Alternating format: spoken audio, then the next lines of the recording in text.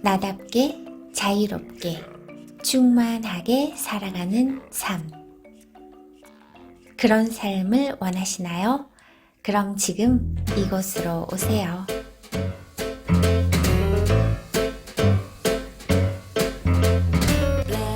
안녕하세요. 소곤소곤 책 읽어주는 여자 소책녀입니다. 오늘 여러분과 함께 읽어볼 책은요. 읽는 동안에 아하, 그렇지.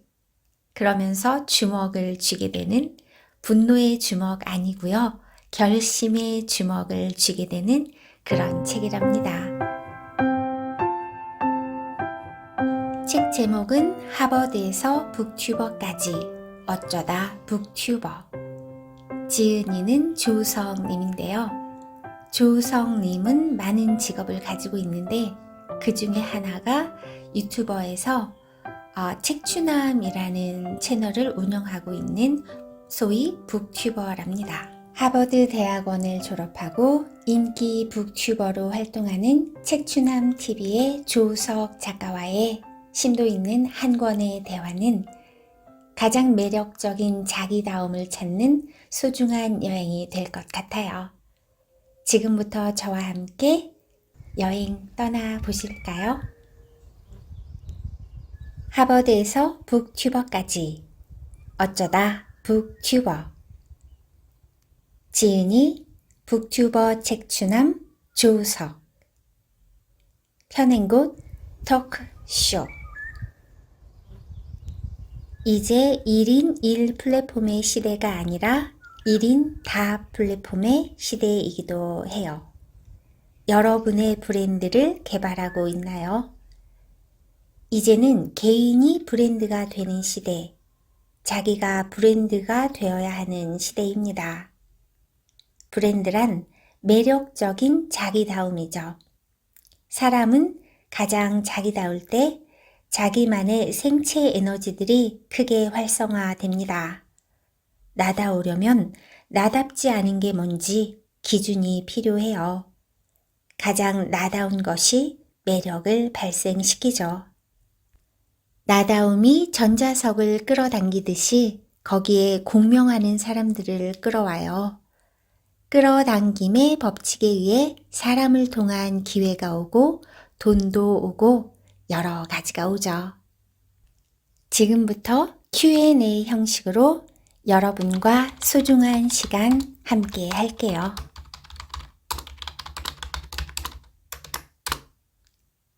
작가님이 북튜버를 하는 이유는 무엇이죠?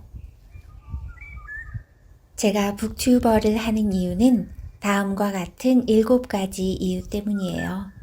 하나, 스스로에게 그동안 읽은 책들을 다시 반복시켜 주기 위해서입니다.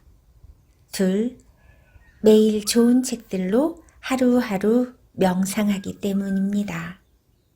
셋, 어린 딸 책추녀에게 언젠가 아빠가 읽었던 지혜의 책들을 유산으로 남겨주기 위해서죠. 넷, 내가 가장 좋아하고 잘할 수 있고 보람을 느끼는 일이기 때문입니다.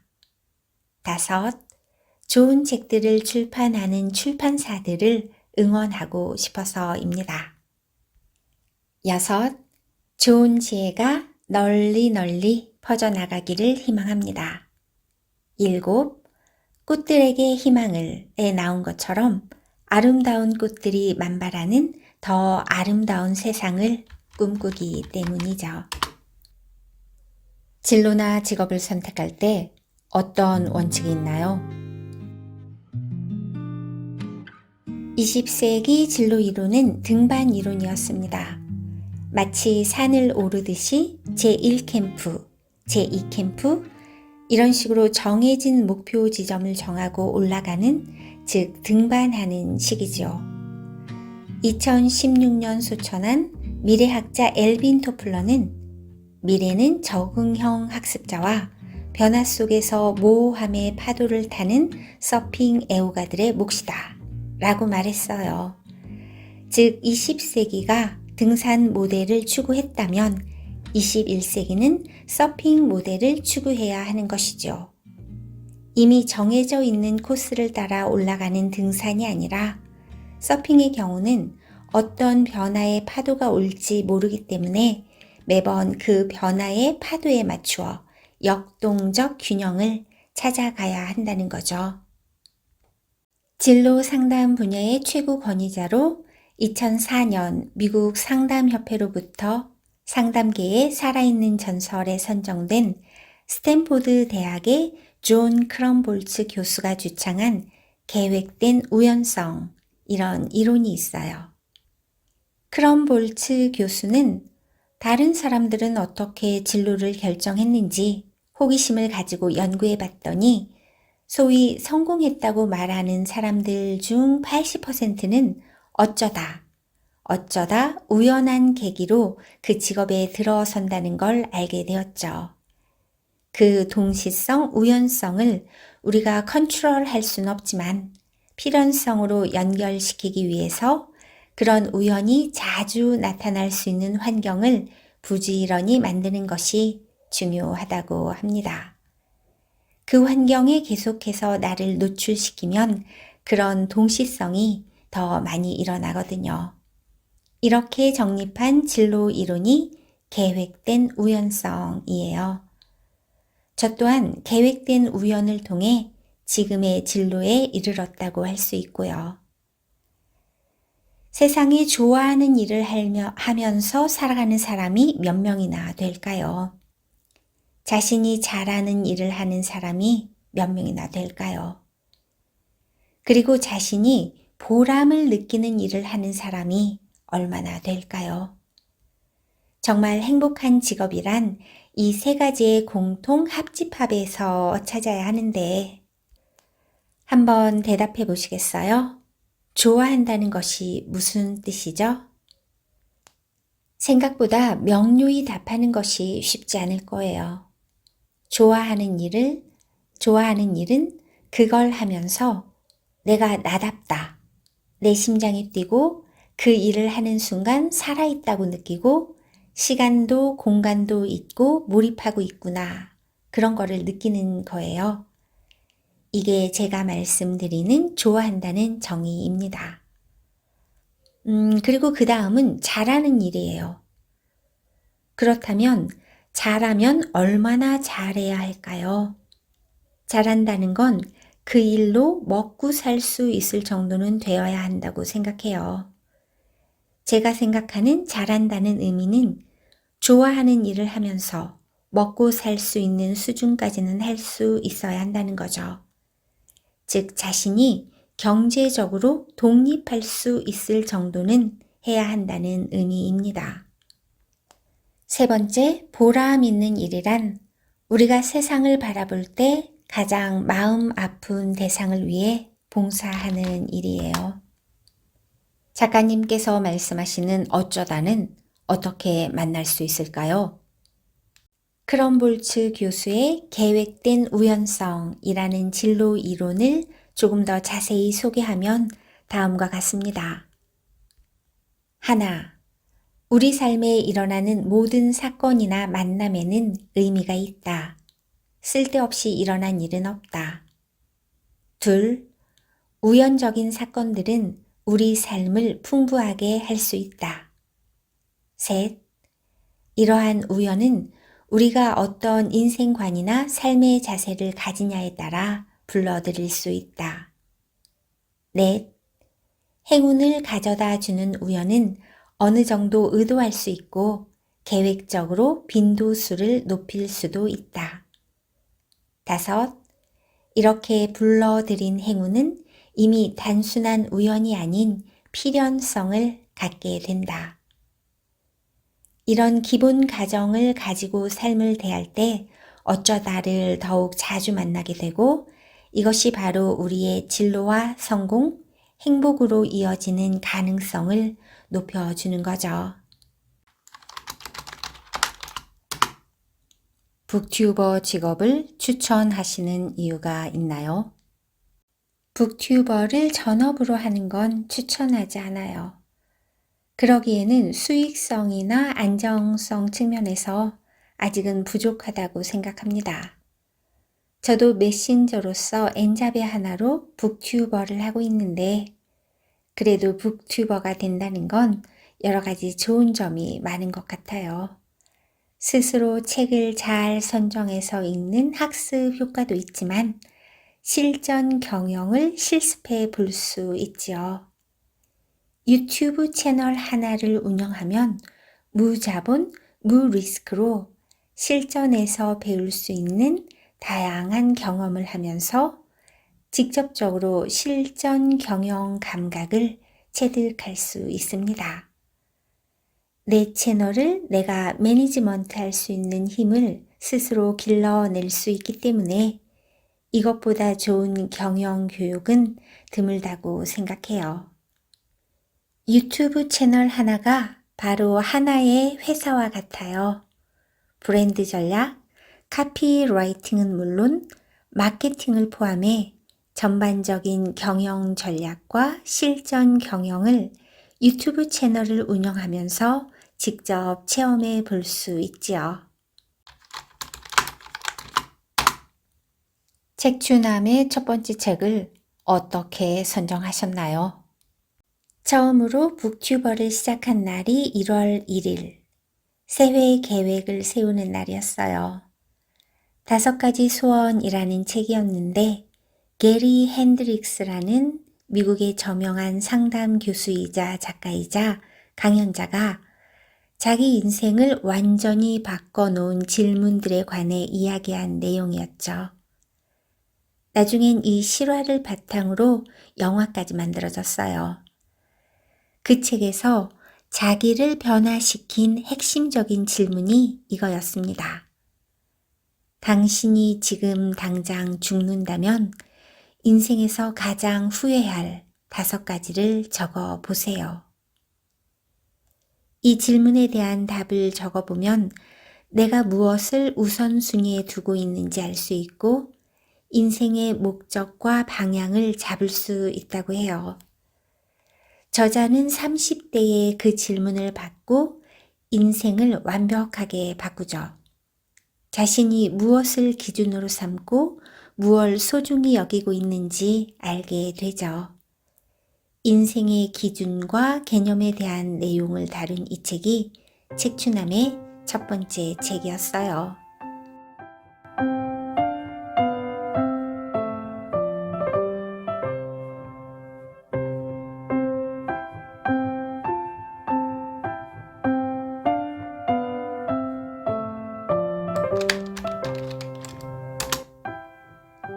구독자 수가 제일 많은 북튜버는 어떤 분들인가요? 다양해요. 개인 북튜버도 있지만 기업화하는 분들도 계세요. 여러 명이 동업 형식으로 이미지나 애니메이션, 편집 등을 함께 작업해서 올리는 북튜버도 있다고 들었어요. 출판사에서 직접 운영하는 채널들도 있고요. 제가 알기로는 개인 북튜버들 중에서 책 읽기 좋은 날 님이 북튜버 최초로 60만 명을 넘어서 구독자 보유 1위이고요. 2위인 책그림 님은 현 시점에서 구독자가 49만 명이에요. 따뜻한 목소리 현준 님은 46만 6천 명이 넘는 구독자가 있는데 에세이 낭독을 많이 하세요. 책추남TV는 구독자 22만 명 정도로 구독자 수나 일 조회수로는 중간 정도 되는 것 같고 누적 조회수로는 4천만 회에 달해서 상위권에 속하고 있습니다. 북튜버로 시작할 때 자본금이 전혀 필요 없나요? 필요 없어요. 가지고 있는 핸드폰 그리고 노트북이나 PC 중에서 하나를 갖고 있으면 충분해요. 그런데 이건 현대인이라면 누구나 다 가지고 있잖아요. 가지고 있는 걸로 그냥 하면 됩니다. 중간에 그만두어도 위험 부담이 없네요. 네, 그렇습니다. 무자본, 무리스크예요. 망한다고 누가 뭐라고 할 사람도 손에 날 것도 없어서 경험해 보기엔 너무 좋습니다. 제가 지금까지 해보니까 영상의 퀄리티는 생각보다 중요하지 않아요.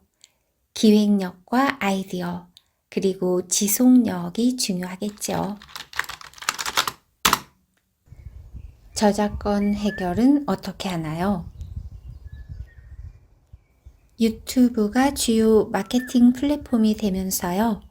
출판사들도 북튜버들이 책을 소개해 주는 게 이익이 된다라는 것을 점점 인식하는 것 같습니다.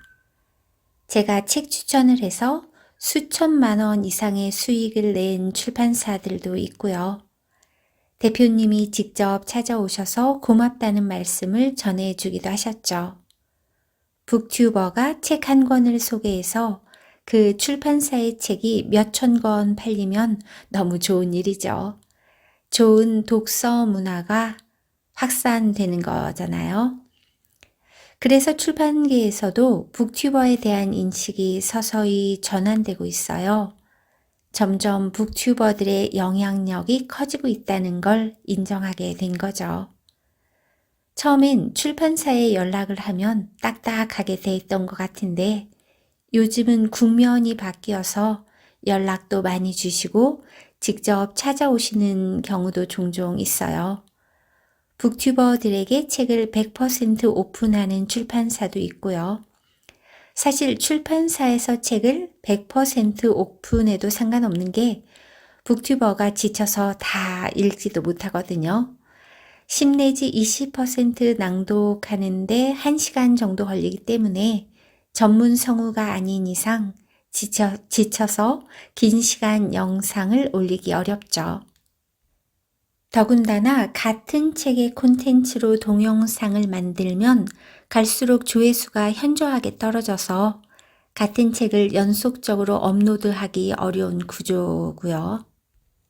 저는 북튜버와 출판사, 구독자, 독자, 그리고 작가까지 모두 다 함께 서로 좋은 영향을 주고받을 수 있다고 생각합니다. 그래서 다른 북튜버들과 함께 북튜버 그리고 출판사 저작권 가이드라인 표준화 프로젝트를 진행하고 있어요. 출판사 입장에서는 마케팅 비용을 전혀 투자하지 않아도 되거나 절감할 수 있는 타깃 마케팅이 가능하고요. 북튜버 입장에서는 저작권 안에서 안전한 콘텐츠를 제작할 수 있죠. 참여하는 출판사들이 점점 많아지고 있습니다. 프로젝트에 참여한 출판사들의 명단과 도서 명단, 오픈 퍼센트를 네이버 카페 우리는 북튜버다에 공지해 드리고 있습니다. 공지된 책들만 1년 내내 낭독해도 다 못하실 거예요. 정말 까다로운 출판사도 있지 않나요?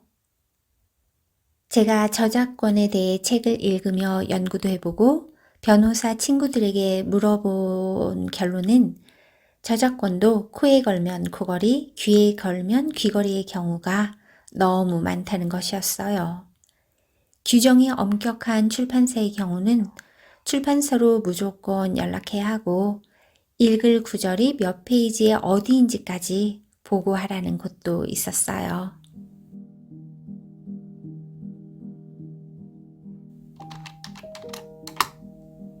북튜버 수익이 궁금해요. 제 경우만 해도 다양한 콘텐츠로 여러 수익 채널을 열어가고 있어서 딱 하나로 해서 얼마라고 말씀드리는 건 무리예요. 그래도 궁금해 하시니 객관적인 자료들을 참조해서 말씀드려 볼게요. 2020년 광고 수익이 월 700만 원 이상 발생한 것으로 추정되는 구독자 10만 명 이상의 채널은 3,829개라고 한다. 10만 명 이상의 구독자를 지닌 크리에이터들의 수입이 월 700만 원이 안 되는 경우도 많다는 점을 생각하니 이 또한 정확한 수익이라고 보기는 어렵다. 출처 김주완. 단독 광고로 돈 버는 한국 유튜버 5만 명. 월 700만 원 이상은 6.8%에 그쳐. 한국경제 2020년 8월 11일. 제가 만나본 10만 명 이상 구독자를 보유한 채널 북튜버들은 유튜브 광고 수익의 측면에서 본다면 위에서 제시한 정도에는 못 미치는 것 같아요. 물론 수익이 더 큰 분도 있고 작은 분도 있긴 한데 요즘 입을 모아 하는 말을 들어보면 유튜브 수익이 점점 감소하고 있는 추세인 것 같아요. 하지만 말씀드렸듯이 유튜브 플랫폼 기반으로 파생될 수 있는 다른 수익 모델들이 있어서 단순한 측정은 어렵죠. 어떤 북튜버는 구독자가 10,000명 정도 되는데 월 수익이 2천만 원이 넘는다고 들었어요. 그걸 기반으로 여러 가지 수익 파이프라인을 30개 이상 개발해 놓으셨다고 해요. 한때 유명했던 북튜버 한 분은 월 2억 원 이상의 수익을 내기도 했다고 들었고요. 반면에 수익이 미미한 북튜버들도 많아서 일반화하기는 어려워요.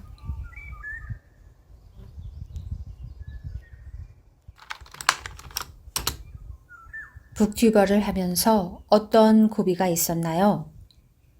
보통의 경우 유명해지고 싶다든가 돈을 벌고 싶다는 외적 동기로 시작하면 유튜브 수익 창출의 기본 요건인 1000명의 구독자와 4000시간에 도달하는 그 과정을 견디기 어려워요.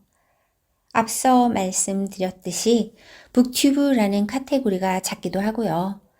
콘텐츠 특성상 다른 분야에 비해 소위 떡상 영상이 나오기가 어려운 구조이기 때문에 대부분은 꾸준하고 성실하게 자신의 매력을 쌓아 나가야 하는데 이 과정이 정말 거북이 걸음처럼 느린 거죠. 그런데 빨리빨리 뭔가를 얻고 싶은 조급한 마음으로 시작하면 쉽게 실망하고 지쳐서 포기하게 되는 경우가 많은 것 같아요. 남이 봐주던 안 봐주던 책이 좋아서 또 내 가족에게 유산으로 남겨주기 위해서 정말 좋은 책들을 소개하고 싶어서 그리고 더 나은 세상을 만드는 데 기여하고 싶어서 등과 같은 내적 동기가 충만할 때 지속 가능한 것 같습니다. 그래서 저는 특별한 슬럼프는 없었던 것 같아요. 책 읽기는 원래 해오던 일이었고 북튜브 영상 만드는 시간도 20여 분 정도로 짧아서 슬럼프를 느낄 틈이 없어요. 몇 달 전에 좀 지루하다는 생각을 했다가 퍼뜩 내가 좋아하는 일을 내가 좋아하는 시간에 내가 하고 싶은 대로 하는 것이 얼마나 축복된 일인가 하는 생각이 들어 순간 정신을 차렸죠.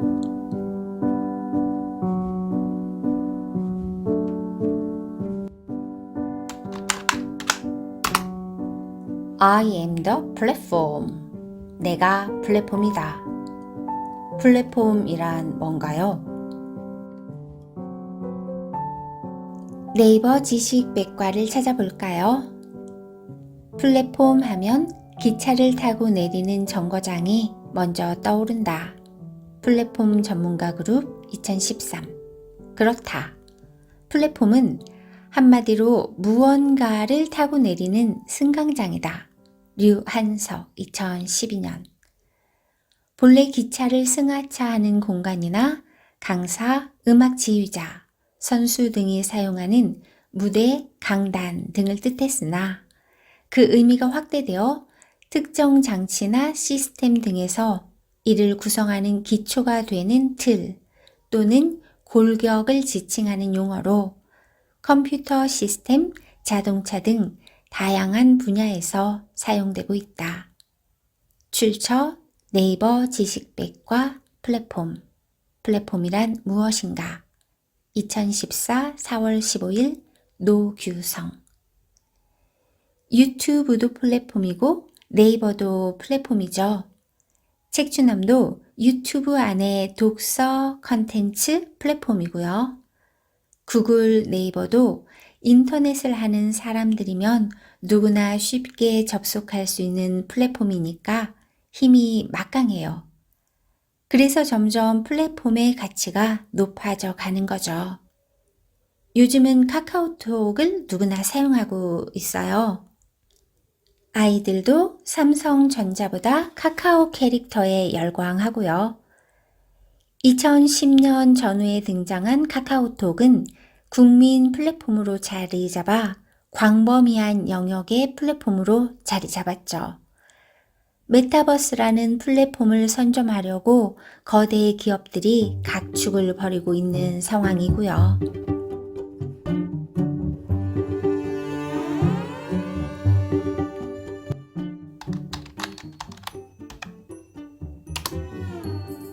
플랫폼이 어떻게 변할까요? 제가 보기에 메타버스가 중요한 플랫폼으로 등장할 수밖에 없는 한 가지 이유는요. 메타버스라는 디지털 공간에서 가상현실이나 증강현실을 이용해서 요즘 유행하는 단어로는 부캐라고 하죠. 즉, 새로운 나를 손쉽게 경험할 수 있기 때문이라고 생각해요. 현실 세계에서 만족하지 못하는 것들을 메타버스 세계에서 새로운 나를 아바타로 만들어 저렴한 비용과 적은 위험으로 경험해 볼 수 있는 거죠. 사실 이 부분은 이미 리니지 같은 게임의 성공을 통해서 검증되었다고 볼 수 있어요. 메타버스는 최근에 나온 건가요? 아니요. 세컨드 라이프는 2000년대 초반에 나왔어요. 메타버스의 뜻은 초월, 메타버스, verse. 그러니까 디지털 세상을 의미해요. 세컨드 라이프가 생각보다 성공을 하지 못했는데 최근에 그 여러 기술력이 비약적으로 발전하면서 제대로 작동하는 메타버스가 구현되기 시작한 거예요. 2000년대 초반에는 아무래도 기술력이 부족했고요. 이제 때를 만난 거죠. 그래서 요즘 NFT, 대체 불가능 토큰, Non-Fungible Token이 핫한 이슈가 된 이유기도 하고요. 구글, 유튜브 포털에서 메타버스로 넘어가겠네요. 제가 전문가가 아니라서 정확히 말씀드리기는 어렵네요. 하지만 아무래도 가능성이 크다고 볼 수 있겠죠. 구글이나 유튜브가 새로운 메타버스 플랫폼으로 발전해 갈 가능성도 있고요. 이미 페이스북은 사명을 메타로 변경했을 정도니까 얼마나 메타버스에 주력하고 있는지 짐작할 수 있어요. 앞서 말씀드렸듯이 메타버스에 들어가면 내가 현실에서 하지 못했던 경험들을 할 수 있는 기회들이 열리게 되거든요.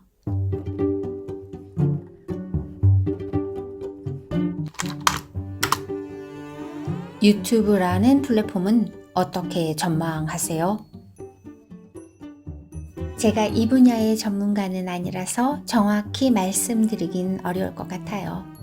하지만 유튜브도 메타버스로 가상현실 세계와 연결해서 진화해 가지 않을까요? 유튜브는 어차피 구글이에요. 현재 유튜브는 전 세계에서 가장 많은 접속이 이루어지는 플랫폼이죠. 어마어마한 방송국이며 정보의 바다죠. 전 세계 1위 유튜브 채널은 구독자가 1억 명이 넘어요. 1억 명이 되는 사람을 모을 수 있는 플랫폼이 어디 있겠어요? 그래서 유튜브가 막강한 플랫폼이라고 말씀드린 겁니다.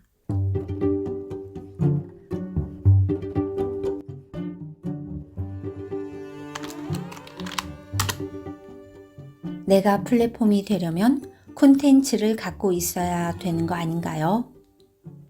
처음 작가님을 만났을 때 개인 플랫폼을 주장하셨어요. 네, I am the platform. 내가 플랫폼이 되어야 하는 시대예요. 내가 플랫폼이 되려면 콘텐츠를 갖고 있어야 되는 거 아닌가요? 우리의 인생이 다 콘텐츠예요. 우리의 삶과 경험에서 얻은 지식과 지혜의 스토리가 다 콘텐츠가 될 수 있어요.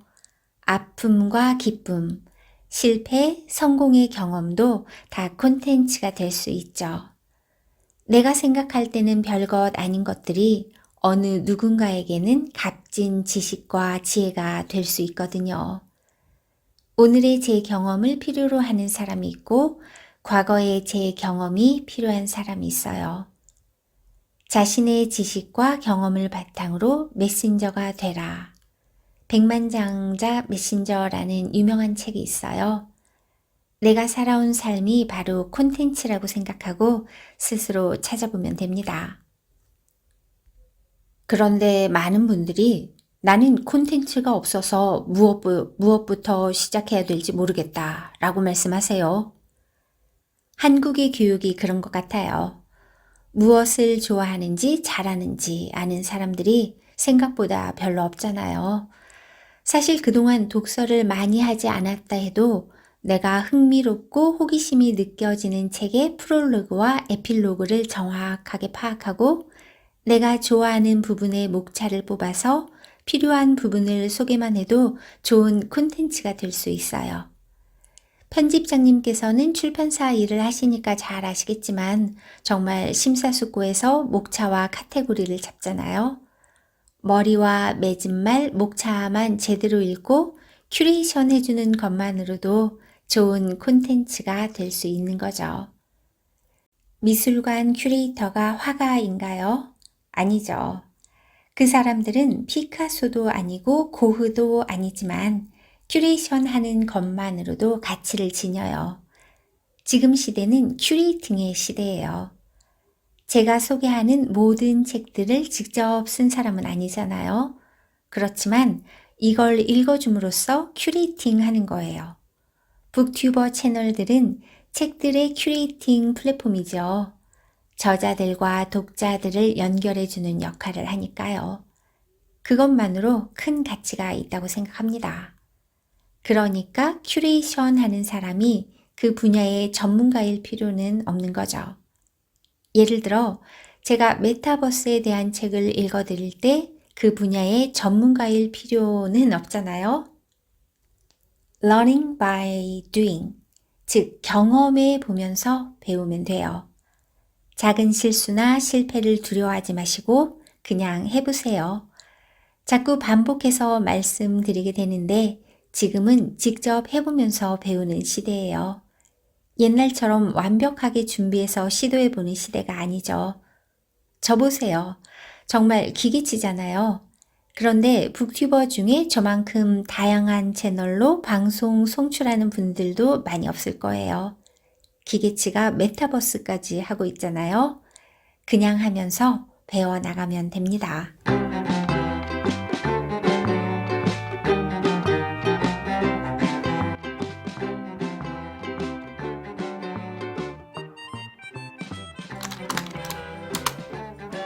책추남이 사용하는 플랫폼 10개를 소개해 주세요. 인스타그램, 틱톡 블로그, 포스트, 팟빵, 파티, 소리 오디오, 페이스북 2곳, 밴드, 제페토, 브런치, 트위터, 링크드인까지 하니까 10곳이 넘네요. 여러 가지 플랫폼을 활용하면 콘텐츠가 훨씬 빠른 속도로 알려지나요? 사실 현재 유튜브를 따라올 플랫폼은 없어요. 그런데 중국은 유튜브가 막혀 있어서 중국에 사는 분들의 부탁으로 팟빵을 열었는데 수익은 정말 미미해요. 인스타그램의 구독자 수도 아직 1200명 정도밖에 안 되고요. 인스타그램에서 이 정도의 구독자 수는 아무것도 아니죠. 그래도 인스타그램을 통해서 해외에서 연락이 오기도 해요. 다음 브런치를 통해서 연락이 오는 경우도 있어서 채널을 다 열어놓은 거예요. 여러 플랫폼에 동시 송출해서 책추남을 듣고 싶은 분들께 기회를 드리고 동시에 책추남 브랜드 인지도를 조금이라도 높여보려는 거죠. 어느 채널을 사용하던 자신만의 콘텐츠로 자신만의 매력을 가장 잘 나타낼 수 있는 플랫폼을 선택해서 자신만의 플랫폼을 구축하는 것이 중요한 거죠.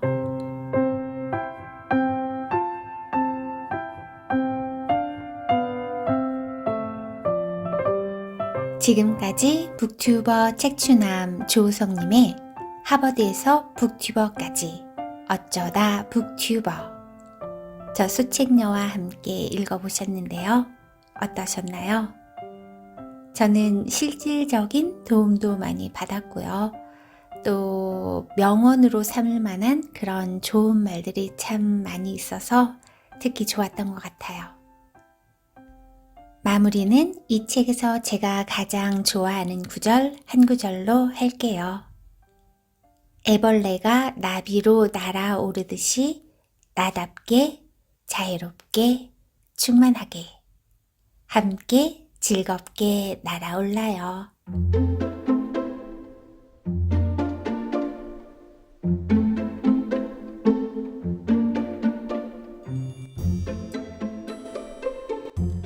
여러분, 오늘도 수고 많으셨어요.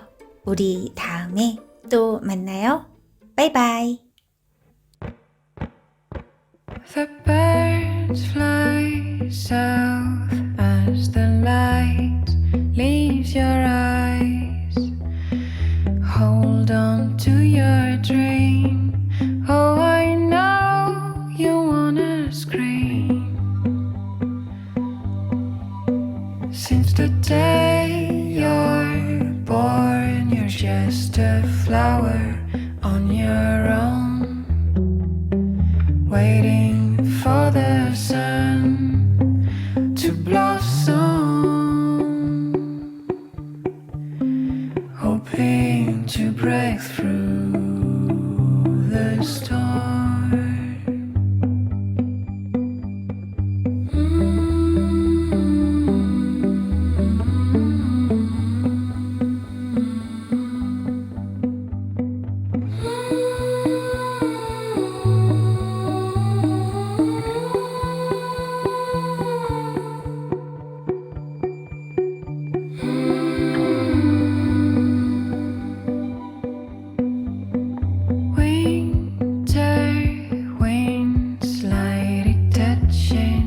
Soft skin, there's gotta be a brighter day, a summer breeze on silk and honey, a big white horse is running through the golden doors. You know you gotta take the ride. It's now or never.